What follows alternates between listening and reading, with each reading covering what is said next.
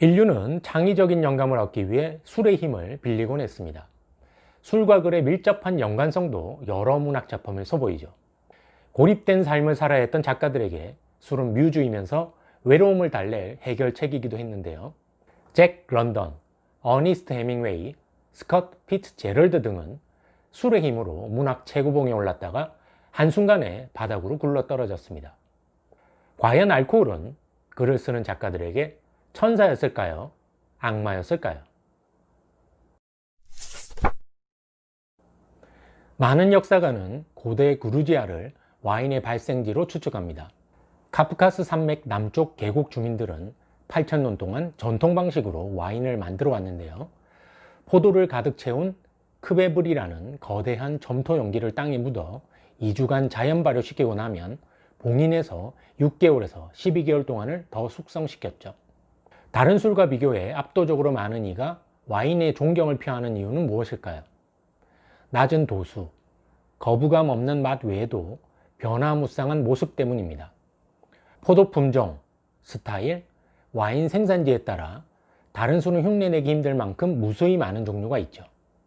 와인은 감각적인 즐거움도 주지만 지적인 즐거움도 줍니다. 영국 낭만주의 시인 조지 고든 바이런은 정원사가 작업 도중 발견한 두개골을 와인잔으로 고쳐 쓴 걸로 유명했는데요. 갈리아 족장들이 로마인의 두개골을 술잔으로 쓰던 전통에 따른 것이죠. 그는 죽음을 맞았을 때 머리가 더 고귀하게 쓰이는 법을 명상하고는 해골에 시를 새겼습니다. 아, 우리 뇌가 사라지면 와인보다 더 고귀한 대용품이 무엇이란 말인가? 라고 말이죠. 증류 기술은 증발과 응축을 거쳐 불순물을 제거하고 정제된 액체만을 얻는 과정입니다. 중국, 이집트, 메소포타미아 등지에서 개발되어 11세기와 13세기 사이 수도사들이 스코틀랜드와 아일랜드로 전했는데요. 포도 재배에 부적합한 환경이었던 두 나라는 와인 대신 곡물을 갈아 발효하고 증류해 위스키를 만들었죠. 스코틀랜드와 아일랜드는 위스키 원산지라는 명예를 두고 아직도 논쟁을 벌이고 있습니다. 그래서인지 위스키 스펠링은 국가마다 차이가 있는데요. 스코틀랜드와 캐나다에선 WHISKY, 아일랜드와 미국에선 WHISKEY입니다. 문명은 증류와 함께 시작한다. 노벨상 수상작가인 미국 남부 출신 윌리엄 포크너는 위스키를 열렬히 용어한 문인이었습니다.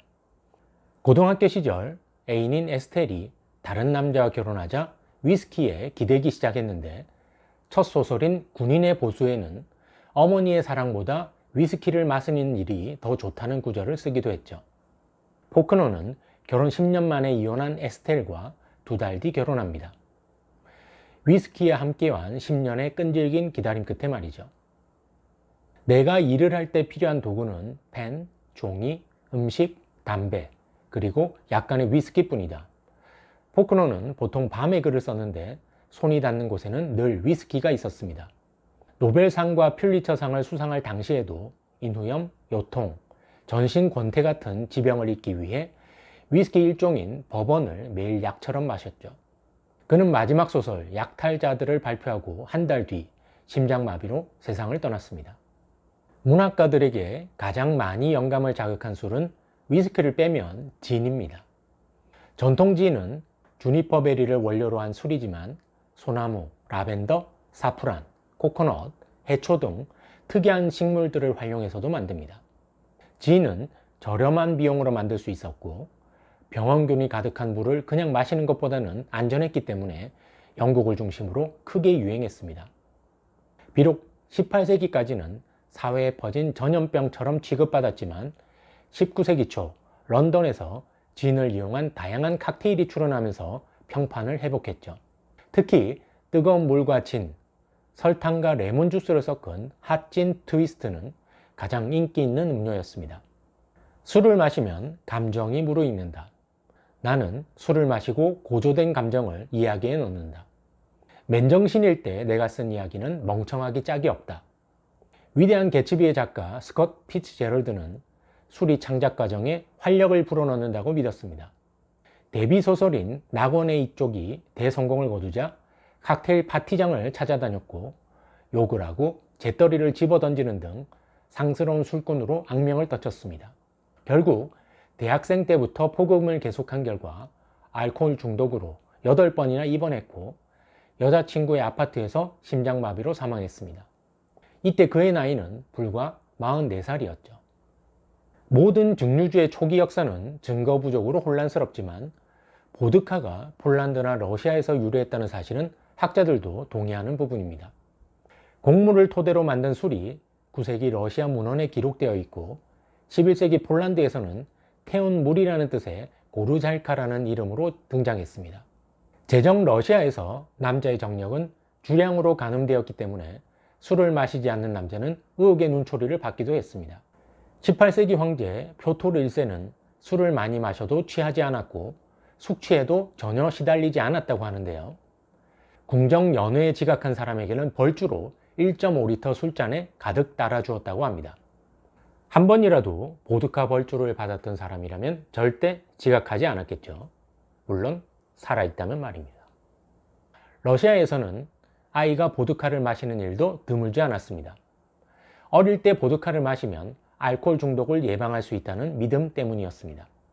죄와 벌의 원래 제목이 술꾼들이었다는 사실을 아십니까? 도스토옙스키는 당시 사회 문제였던 술과 술에 취한 채 아이를 키우는 가족의 이야기를 표현하고 싶었습니다. 그런데 동료 작가의 증언에 따르면 그 역시 아침 식사로 갈색 빵과 함께 보드카를 즐겼다고 합니다. 아침 식사와 보드카라. 진정한 술꾼이 아니라면 힘든 조합이죠. 찰스 디킨스가 소설 두 도시 이야기를 시작하면서 했던 말, 최고의 시대이자 최악의 시대가 지금이 아닌가 싶습니다. 셀 수 없이 많은 종류의 술을 돈만 있으면 쉽게 구할 수 있어 애주가에겐 최고의 시대이자 점점 책과 대중 사이는 멀어져 작가에겐 최악의 시대가 되어가고 있기 때문입니다.